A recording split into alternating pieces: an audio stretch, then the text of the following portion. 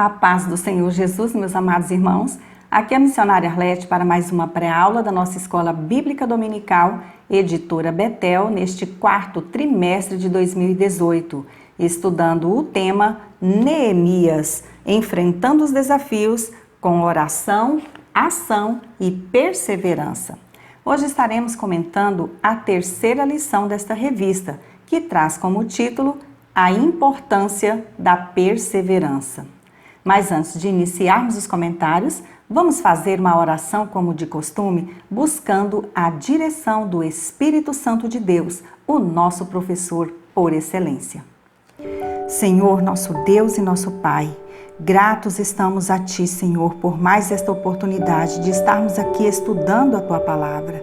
Senhor, nós confessamos aqui a nossa dependência de Ti para entendermos a Tua revelação. Sê Tu conosco, nos direciona neste estudo. Abençoe a cada irmão, a cada irmã que está me ouvindo neste momento. Entra com a Tua providência em suas vidas. Supre-lhe todas as suas necessidades. Dai a paz, a tranquilidade necessária para aprendermos a Tua Palavra, em nome de Jesus. Amém. Queremos aqui agradecer a sua participação neste canal e dizer para você que os seus comentários, os seus likes deixados aqui são muito importantes para interagirmos e também para o crescimento e fortalecimento deste trabalho. Se você quer contribuir com esta obra, divulgue este vídeo, compartilhando-o com outros irmãos. Além da sua oração, essa é a melhor forma de nos ajudar a continuarmos com este trabalho. O nosso objetivo é levar até você um subsídio a mais para a sua escola bíblica dominical e juntos aprendermos um pouquinho mais da palavra de Deus. Se você ainda não é inscrito, faça isso agora. Ative as notificações e participe conosco para a honra e glória do nosso Deus. Lição 3. A importância da perseverança. O texto áureo de hoje encontra-se na segunda carta de Paulo aos Coríntios, capítulo de número 4, versículos 8 e 9.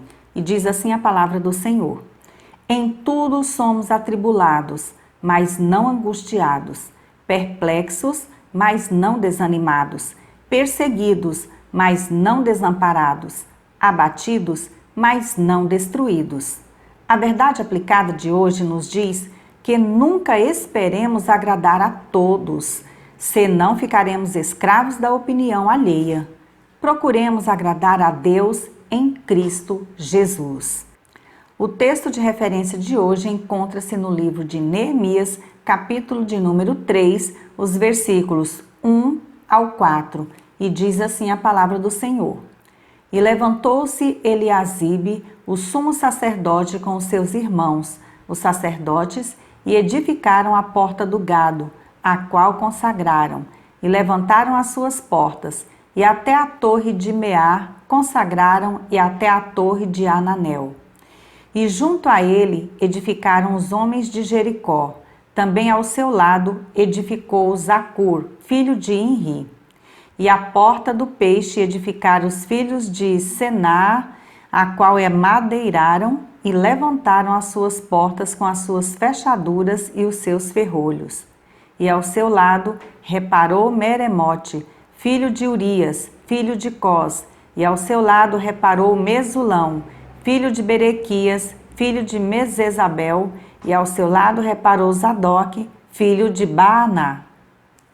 O primeiro objetivo dessa lição é apresentar os princípios empregados por Neemias. As lições a serem estudadas neste bimestre sobre o livro de Neemias nos trazem princípios bíblicos importantíssimos para nortear a nossa vida cristã. Esse livro dá continuidade à história dos judeus exilados que haviam retornado à sua terra natal após o cativeiro babilônico. O livro de Neemias narra todo o processo de reconstrução dos muros de Jerusalém e nos traz lições importantíssimas para aprendermos a lidar com diferentes tipos de situações cotidianas, bem como alguns princípios essenciais para o trabalho na obra do Senhor. Mas quem era mesmo Neemias? A Bíblia nos diz que ele era copeiro do rei da Pérsia, Artaxerxes, e naqueles dias essa era uma função de extrema confiança. Uma das tarefas do copeiro era escolher e provar o vinho do rei, para certificar-se de que a bebida não estava envenenada. Como copeiro, ele se encontrava em posição singular no reino persa. Após o fim do exílio, quando um grupo de judeus já havia voltado para Jerusalém, Neemias recebeu um triste diagnóstico social da cidade santa e pôs-se a orar por um período de 4 meses pela intervenção de Deus em favor de Jerusalém. Neemias capítulo 1. A situação em Jerusalém era totalmente adversa para o povo do Senhor.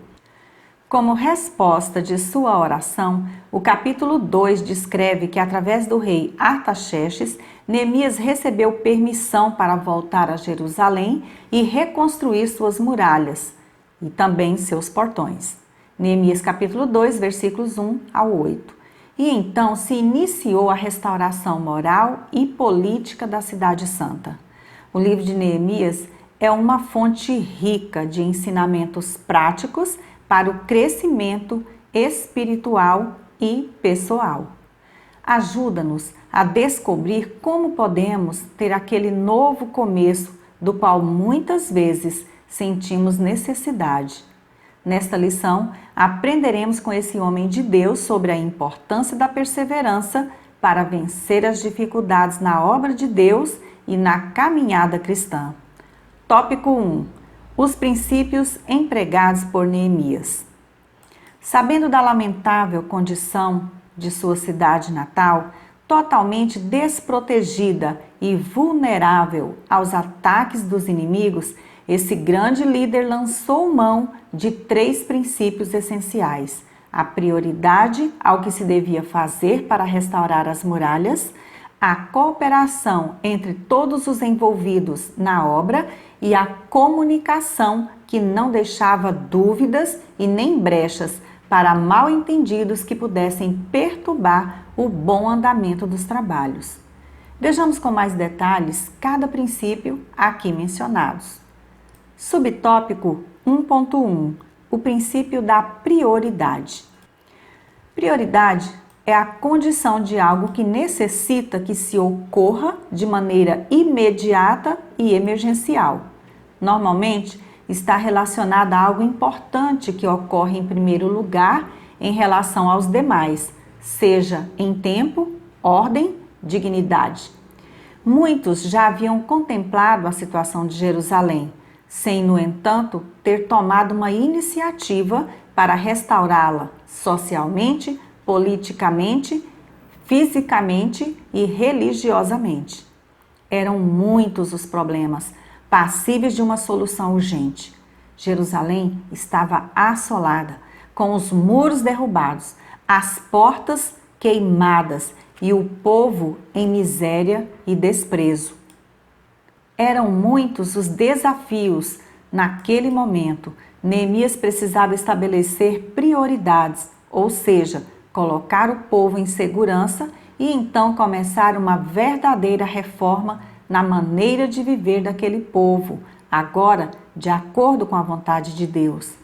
Tinha que iniciar pelo que era prioritário, ter foco para alcançar seus objetivos. Para isso, ele tinha que estar com a cabeça em ordem, uma mente tranquila para planejar e tomar as decisões certas. O comentarista cita aqui na revista que nossa mente é alvo constante dos ataques de Satanás e se nos deixarmos levar pelas sugestões malignas, não teremos paz o suficiente para planejarmos adequadamente. Todos nós sabemos a dificuldade que temos de enxergar o óbvio quando estamos sob pressão, desesperados, com medo ou aflitos. Basta você lembrar como fica sua situação quando tem que realizar apressadamente uma atividade simples, como, por exemplo, colocar os cadarços nos sapatos para calçar e sair rapidamente, ou fazer qualquer outra coisa corriqueira quando se está em apuros. Nessas horas, parece que nada vai dar certo, ou dá um branco. Não tem como fazer um bom planejamento numa situação dessas. Para nós cristãos, a única chance de sairmos vitoriosos é conectarmos com Deus por meio da oração, para que nos dê o direcionamento preciso para tudo. Em Neemias, capítulo 1, versículo 4, lemos que quando recebeu a notícia da situação em que se encontrava Jerusalém, sua primeira reação foi assentar-se, internalizar toda a situação, como se procurasse colocar os seus pensamentos em ordem e como se dissesse: como isso pode estar acontecendo com o povo de Deus? Estou chocado com a situação e não tenho como ajudar. Depois chorou e lamentou por alguns dias.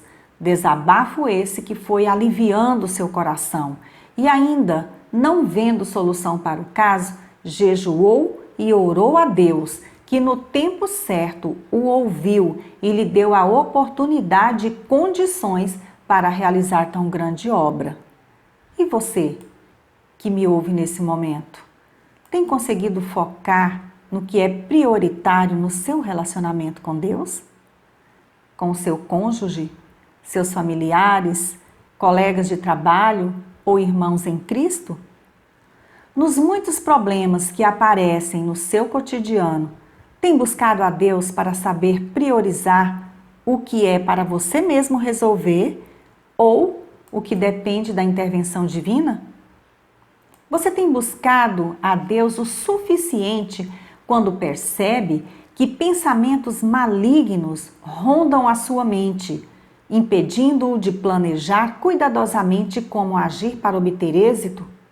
Antes de priorizar o que de imediato precisava ser resolvido, Neemias priorizava sua comunhão com Deus através da oração. E isso você vai ver do primeiro ao último capítulo do seu livro. Essa atitude guardou a sua mente das perturbações que vieram e capacitou a sua visão de líder para colocar em prática tudo o que planejara com a aprovação de Deus. Essa receita não tem erro. Na sociedade moderna e até mesmo no meio cristão, é muito comum percebermos a desordem das prioridades da vida. O ritmo frenético e desenfreado da vida urbana ocupa um tempo precioso de nossas vidas e, por vezes, permitimos que nossas prioridades sejam alteradas. Sobre essa preocupação excessiva com os problemas da vida, com o trabalho, com a aquisição de bens, com a provisão diária, o Senhor Jesus nos mostra qual deve ser a maior prioridade na vida do cristão. Buscai, pois, em primeiro lugar o seu reino e a sua justiça, e todas estas coisas vos serão acrescentadas. Está escrito em Mateus capítulo 6 e o versículo 33. Observe que foi exatamente isso que Neemias fez. Antes de estabelecer suas prioridades para empreender na grande obra de reconstrução dos muros de Jerusalém, ele priorizou buscar a Deus em oração por 4 meses e encontrou a solução para um problema que não tinha sido resolvido por mais de 90 anos. Subtópico 1.2. O princípio da cooperação. O autor cita neste subtópico 2 características marcantes de um bom líder. Ele diz que o bom líder é aquele que edifica relacionamentos enquanto participa das tarefas. E diz também que o bom líder é aquele que vê o potencial das pessoas e as encoraja a acreditarem em si mesmas. Sabemos que mexer com gente não é coisa fácil. E o êxito na liderança depende muito do tato que o líder possui para se relacionar com pessoas diferentes, que pensam e agem de acordo com suas personalidades. Mas a boa mão de Deus estava sobre Neemias para lhe dar toda a orientação necessária para ter uma liderança de sucesso.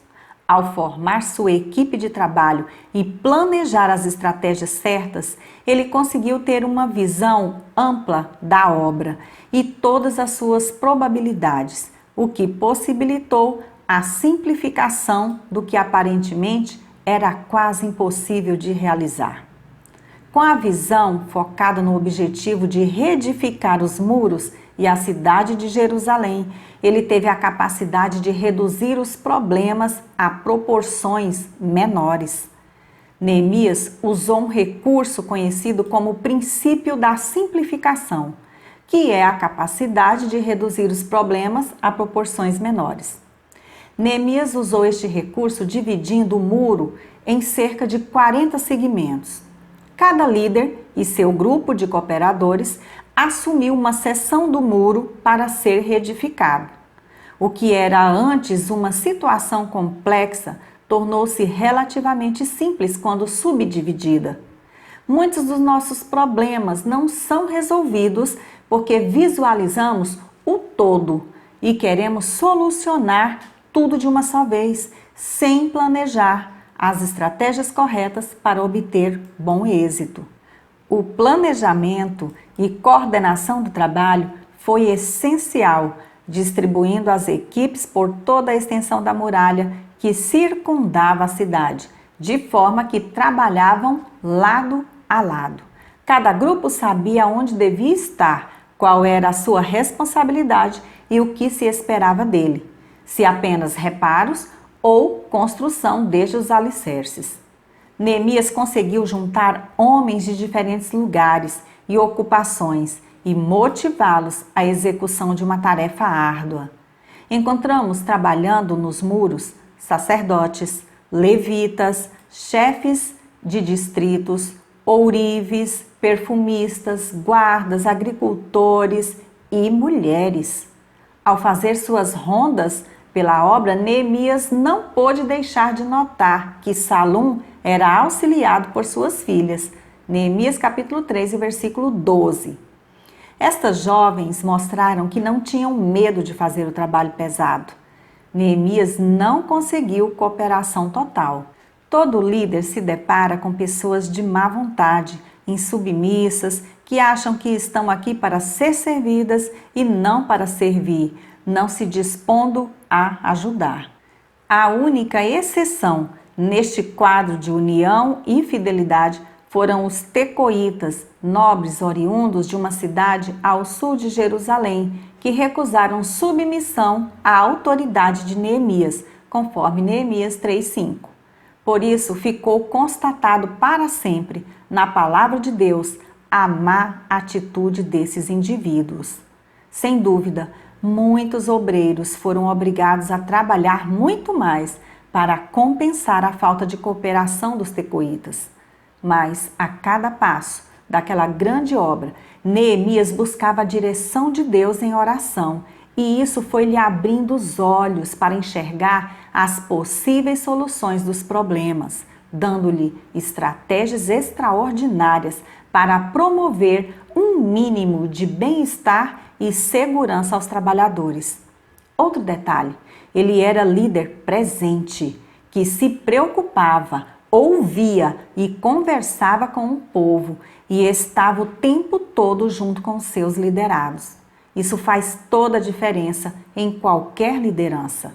A reconstrução das muralhas de Jerusalém foi uma grande obra feita com a cooperação de muitos, num trabalho em equipe fenomenal, realizado em tempo recorde de 52 dias, mostrando claramente que o sucesso de um grande empreendimento, quer seja uma empresa, uma família ou uma igreja, depende da unidade de uma equipe consistente e bem liderada, onde somam-se as forças e habilidades de cada pessoa para construir seu sonho e atingir o objetivo comum. O escritor de negócios financeiros B.C. Forbes, que foi o fundador da revista Forbes em 1917 e da Liga dos Investidores em 1942, afirmou certa vez: sucesso se escreve com as letras, trabalhando em equipe. Essa foi a visão de Neemias e fica para nós hoje essa verdade prática maravilhosa que deve ser aplicada com sabedoria pelos líderes em qualquer área que estejam atuando, quer seja no trabalho secular ou na obra de Deus. Subtópico 1.3: o princípio da comunicação. O autor inicia esse subtópico falando sobre a dificuldade que aconteceu na construção da Torre de Babel, quando a comunicação ali não teve mais a sua eficiência inicial. Voltando para os dias de Neemias, para que a grande obra de reconstrução dos muros de Jerusalém não desse errado, era necessária uma comunicação clara, objetiva e inteligível a todos. O objetivo era um só, o tempo era mínimo e as dificuldades eram muitas. O autor diz, nesse subtópico também, no comentário da Revista do Professor, que a comunicação executada por Neemias foi motivar as pessoas na hora certa, nomear as pessoas certas para os lugares certos, para fazer a coisa certa com as instruções certas. Ele diz também que para que haja uma comunicação eficaz, é necessário deixar de lado todas as inclinações temperamentais, pois não basta dizer a verdade, é preciso saber como dizê-la. Quantas vezes pessoas, até mesmo cristãs, têm sido mal interpretadas por causa da forma como falaram alguma coisa?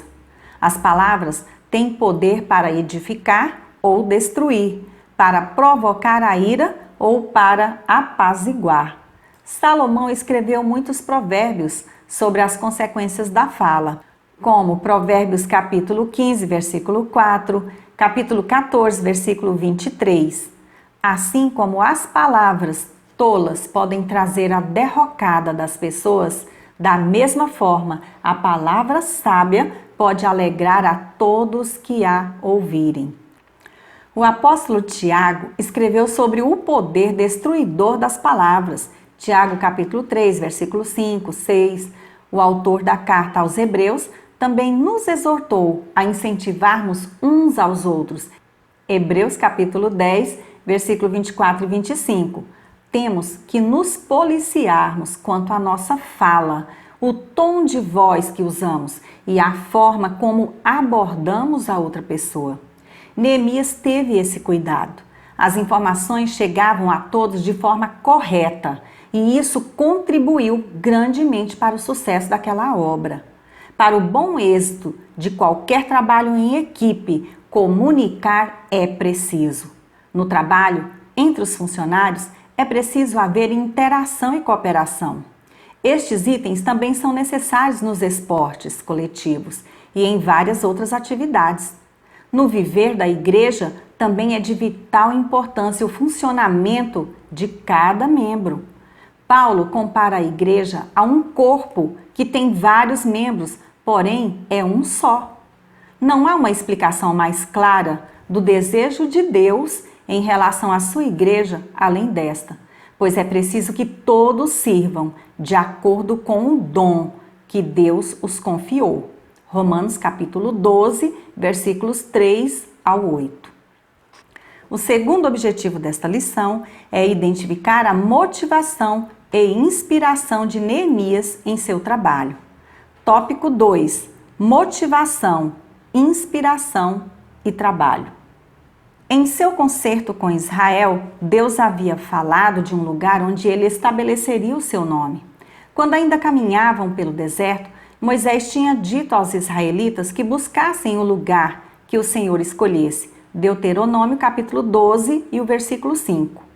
Tempos depois, foi revelado que esse lugar era Jerusalém.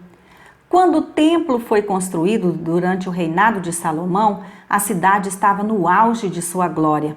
Sua fama ajudou a espalhar a grandeza do nome de Deus por todas as nações.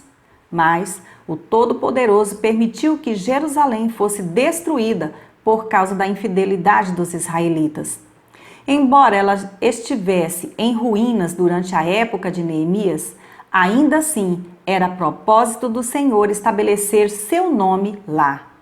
Vemos no relato bíblico de Neemias que os judeus que estavam regressando do cativeiro, assim como os poucos que não tinham ido, demonstravam letargia espiritual e dura indiferença em relação a Deus e a sua obra. E o problema vinha persistindo, já que o livro de Malaquias denuncia Israel pelas mesmas atitudes. Foi preciso que um líder como Neemias, determinado e temente ao Senhor, motivasse esse grupo a agir de acordo com as promessas divinas e, assim, a reconstruir os muros de Jerusalém.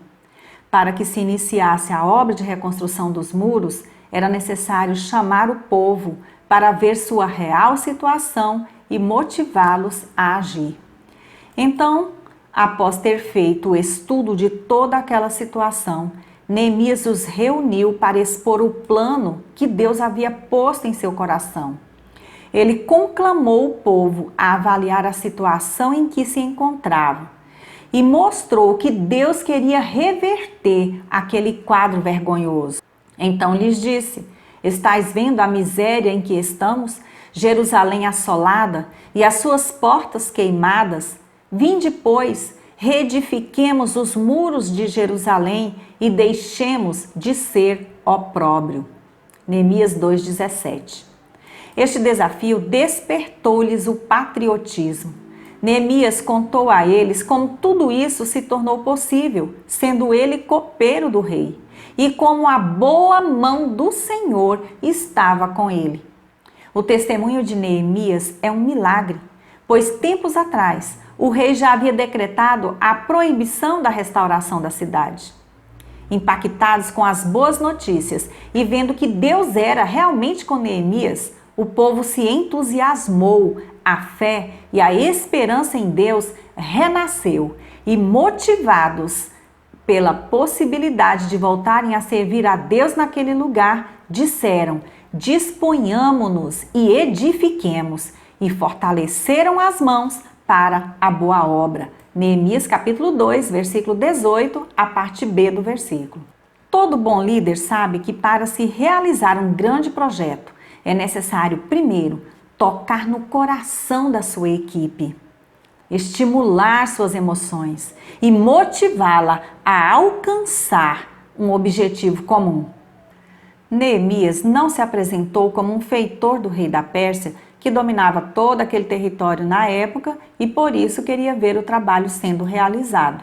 Pelo contrário, ele se colocou como um deles e lhes fez entender que aquela miséria atingia a todos os judeus de Jerusalém.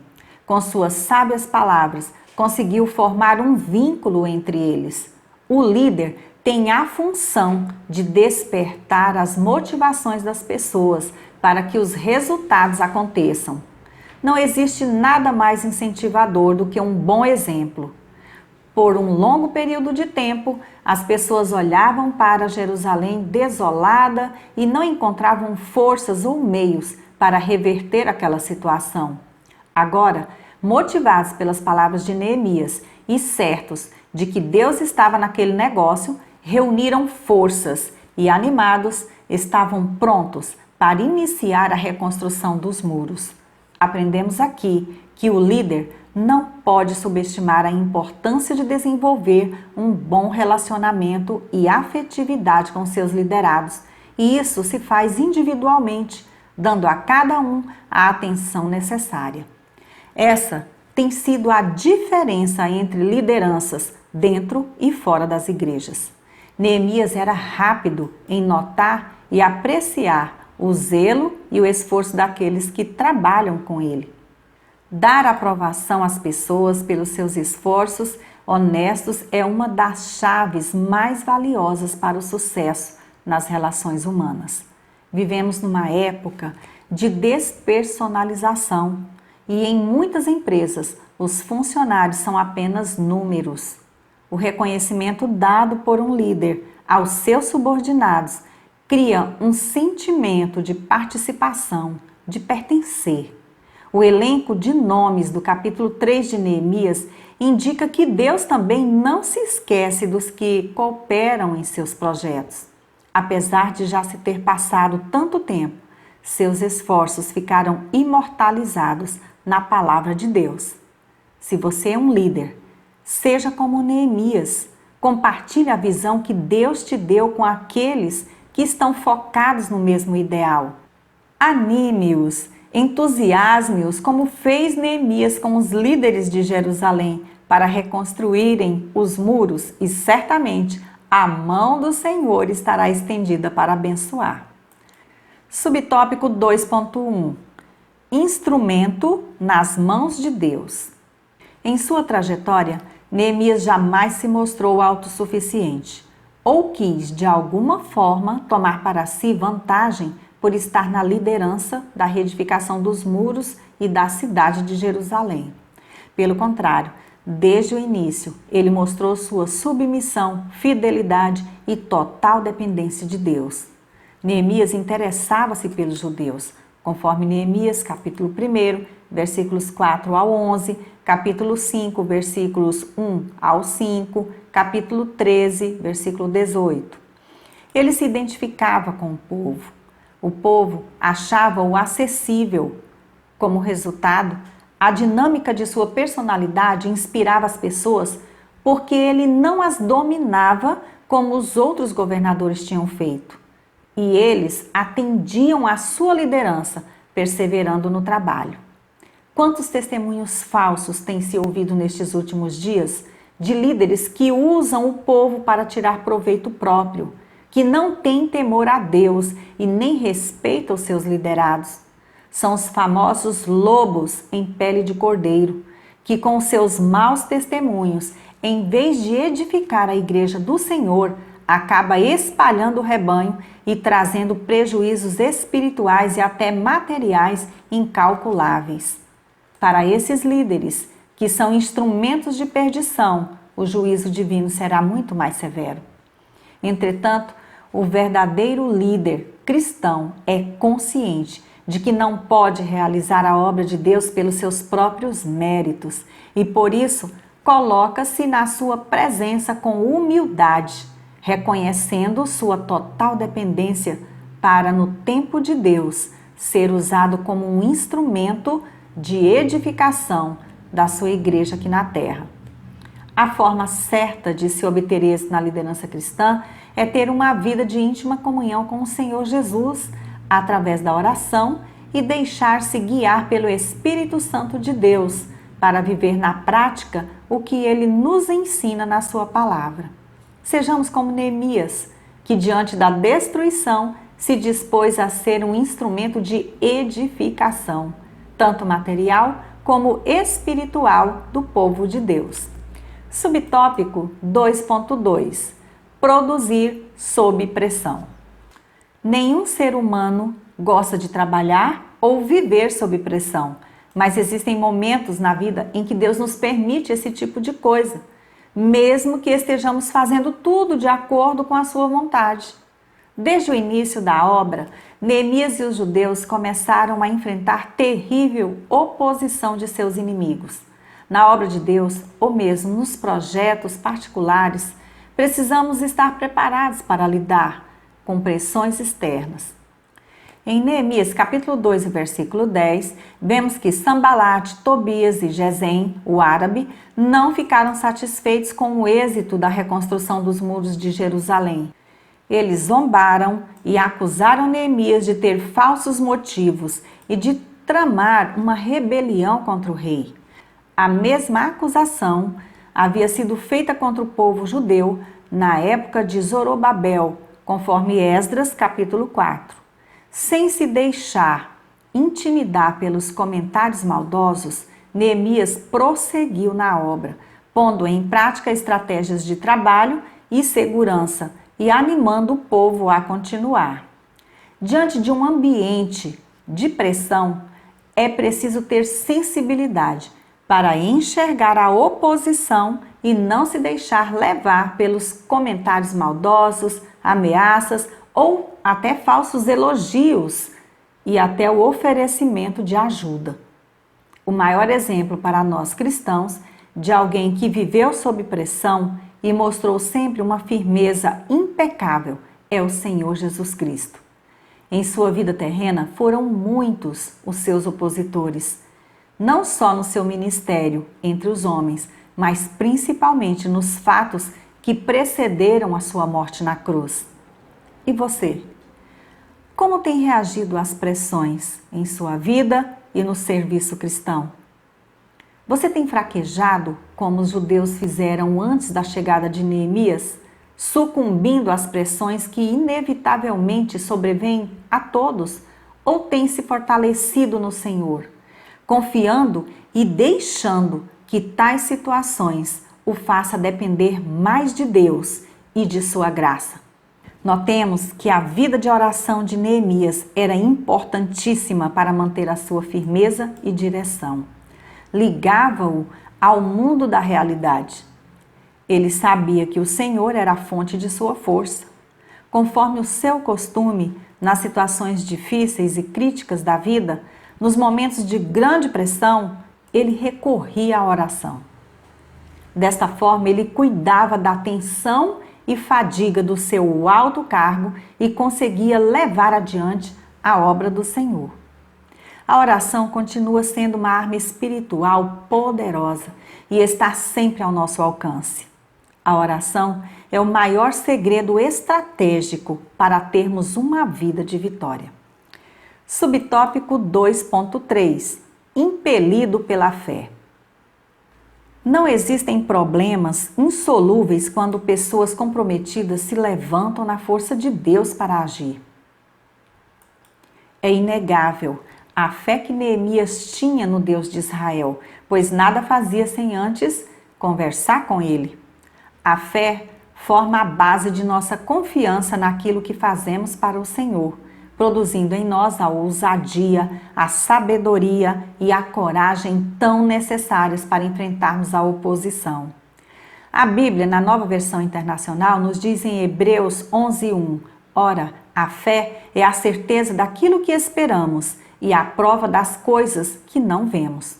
Neemias estava convicto de que a boa mão de Deus estava com ele para aquela grande obra. As convicções de Neemias podem ser vistas em sua confiança de que Deus responderia à sua oração. Neemias capítulo 1, versículo 11. Em sua segurança ao responder os seus adversários. Neemias capítulo 2, versículo 20. Na coragem e determinação e persistência com a qual enfrentou a oposição quando os obreiros quiseram desistir do trabalho. Neemias capítulo 4, versículos 1 ao 23, capítulo 6, versículo 1 ao 14. Mesmo diante de uma situação tão caótica e difícil, Neemias manteve sua fé em Deus, na certeza da sua vitória. Sobre o poder da fé, o Senhor Jesus nos fala em Marcos capítulo 11, versículos 23 e 24. Porque em verdade vos afirmo que se alguém disser a este monte, ergue-te e lança-te no mar, e não duvidar no seu coração, mas crê que se fará o que diz, assim será com ele. Por isso vos digo que tudo quanto em oração pedirdes, crede que recebestes, e será assim convosco. A ilustração apresentada por Jesus de um monte sendo lançado ao mar é um exemplo de algo impossível. E essa é a questão. Ter fé em Deus realiza o impossível.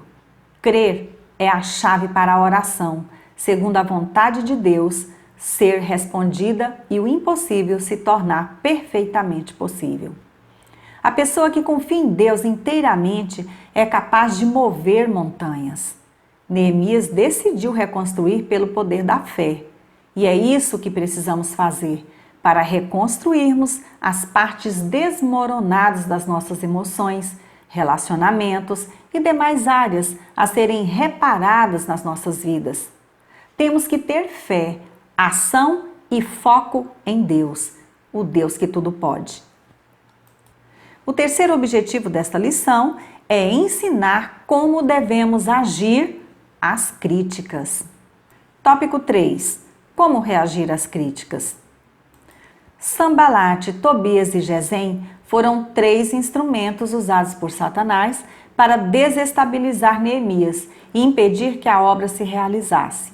Os artifícios usados por eles foram a zombaria, a calúnia e o desprezo. Neemias capítulo 4, versículos 1 ao 16. Por fim, vendo que a obra avançava, tentaram ceifar a vida de Neemias em uma emboscada. Neemias capítulo 6, versículos 1 ao 15. Acontece que em nenhuma dessas situações, Neemias reagiu conforme o esperado pelos inimigos. Sua reação foi orar a Deus e não discutir. Ele continuava trabalhando, pois sabia que era inútil entrar em qualquer discussão e que a ideia de reconstrução vinha da parte de Deus. Diante das críticas, o cristão deve sempre buscar o apoio em Deus através da oração. Subtópico 3.1. Não desanime com as críticas. O autor desta revista diz no comentário da revista do professor que é possível extrair imensos tesouros das críticas que nos fazem. Ele diz ainda que há muitos que já saem julgando uma crítica como fruto de inveja. Não deve ser assim.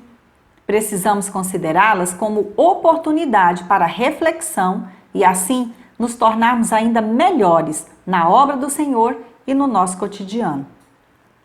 Receber críticas não é fácil para ninguém. Não importa de quem venha, se é do seu chefe, de um irmão em Cristo, um amigo ou até mesmo seu cônjuge. A crítica sempre deixa a pessoa que recebeu ofendida em primeiro momento. Muitas pessoas não concordam com nenhum tipo de crítica, porque consideram que qualquer uma é destrutiva. Mas é bom lembrar que algumas críticas podem nos ajudar a crescer. Essas são chamadas de críticas construtivas, enquanto que as destrutivas podem nos desanimar ou fazer desistir do que estávamos fazendo. Por isso, é muito importante ao ouvir uma crítica, analisar quem fez, por qual motivo e qual é a mensagem que pode se extrair. São consideradas críticas construtivas aquelas que trazem um conselho ou uma opinião sobre algo que precisamos melhorar. É aquele famoso feedback que você precisa na vida. A crítica não deve apenas apontar os erros, mas indicar soluções ou alternativas para melhorar nesta área. Ao ouvir uma crítica deste tipo, procure ouvir e atender. Entenda que isso pode ser uma oportunidade de crescimento e amadurecimento na sua vida. Porém, quando as críticas forem destrutivas, você precisa identificar rápido para não se prejudicar. Ao contrário das construtivas, essas críticas não trazem nenhuma solução a quem foi criticado. Geralmente, essas pessoas são movidas pela inveja e lançam palavras para prejudicar o outro. Não contribuem em nada, ao contrário, trazem revolta e sentimentos de culpa e desmotivação. Quando você descobrir que uma pessoa lhe fez uma crítica destrutiva, rejeite na mesma hora. Não ouça aquilo que irá lhe entristecer. Tenha controle emocional. Muitas pessoas aceitam qualquer tipo de crítica e perdem sua autoestima, e isso desequilibra suas emoções. Subtópico 3.2. Não dê demasiada importância às críticas. Ao receber uma crítica, é imprescindível que saibamos identificá-la e reter somente aquilo que pode nos trazer crescimento, sem nos deixar abater por dar demasiada importância ao que nada tem a nos acrescentar. Podemos aprender preciosas lições em algumas críticas, mas nunca deixar que nos dominem ou nos guiem. Temos que entender que todos nós temos defeitos e precisamos sempre melhorar. Por isso, ao sermos criticados, em vez de nos deixar abater pelo desânimo e sentimento de fracasso, devemos controlar nossas emoções, extrair algo que possamos aproveitar e manter o foco em nossos objetivos. Subtópico 3.3. Ore pelos autores das críticas. Muitas vezes, as pessoas altamente críticas que procuram enxergar sempre o lado negativo das coisas, necessitam de ajuda. Tem gente que não consegue ver beleza em nada. Tudo tem defeito. São pessoas que Deus nos permite conhecer para que aprendamos a desenvolver mais controle emocional, o domínio próprio e até mesmo para que possamos ajudá-las a superar os seus problemas emocionais que dificultam os relacionamentos interpessoais. Diante de tais pessoas, temos que ter a atitude firme e direta, procurando não sentir ou causar constrangimento. O Senhor Jesus nos ensinou como reagir aos críticos pela forma como respondia aos argumentos dos seus críticos. Os fariseus, cujo formalismo frio jamais os impediu de usar os outros, criticavam Jesus pelos seus relacionamentos. Um exemplo encontramos em Lucas capítulo 15, versículo 2. Este homem recebe pecadores e come com eles. Esses pecadores eram pessoas não instruídas na lei e de má fama, e os fariseus se julgavam superiores a elas. Jesus lhes mostrou por parábolas os princípios que devem guiar a nossa convivência, o grande amor de Deus por nós e a necessidade de amarmos o nosso próximo. Considerando os mandamentos do Senhor Jesus em Lucas 6, 27 a 31, de amar os nossos inimigos e fazer-lhes bem, devemos orar também pelas pessoas que nos criticam e, pelo menos, tentar falar do grande amor de Deus por elas. Para concluir, Neemias motivou com palavras e inspirou com seu exemplo. Era um homem que trabalhava junto com seus liderados. Negou a si mesmo, evitando a soberba e considerando que toda a honra e toda a glória são devidas a Deus. Enfrentou os críticos, orando e mantendo o foco no trabalho. Que possamos praticar o que aprendemos com a vida de Neemias. Quero aqui lembrar aos irmãos que no blog revistaebd.com disponibilizamos os slides editáveis de cada lição, os vídeos com os 3 hinos sugeridos pela revista e mais comentários.